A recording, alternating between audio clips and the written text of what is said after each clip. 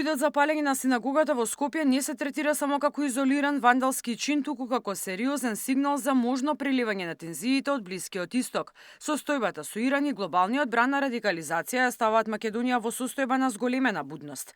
Првиот човек на Националниот комитет за спречување радикализација предупредува дека таргетот не е само една верска заедница.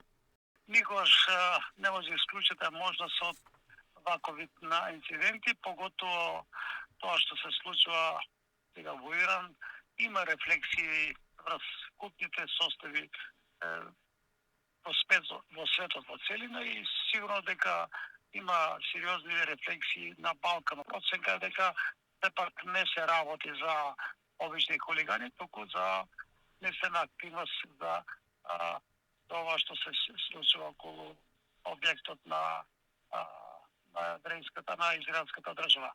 Значи, одговорноста мора да се зголеми, предпазливоста мора да се зголеми, службите мора да бидат во, условно кажам, во моделна состојба и сите објекти кои што може да бидат предмет на напад, не само објектите на еврејската заедница, треба се штитат сите витални објекти. Искуствата на безбедносните служби покажуваат дека модерните радикали не се регрутираат во запуштени подруми, туку на интернет. Социјалните мрежи станаа главниот канал за ширење омраза и планирање напади.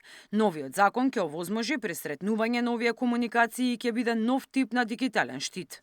И досега и сега ги следат службите сите овие малки закони, но сепак се работи за социјални мрежи кои што зафатат голем број на корисници, дека тој процес многу поефикасно ќе се одвие доколку постои закони, доколку се користат платформи кои што сите радикални содржини ќе ги соберат на едно место и ќе можат службите со една специализирана единица да действува поефикасно. Со 140 повратници од странските боишта и постојан притисок од глобалните случувања, безбедносната архитектура на земјава е пред најсериозниот испит досега. Ке остане ли изолиран случај или пак обидот за палење на синагогата Бет Јаков е само првата точка на мапата на ризикот. Миријана Давидовска, Сител телевизија.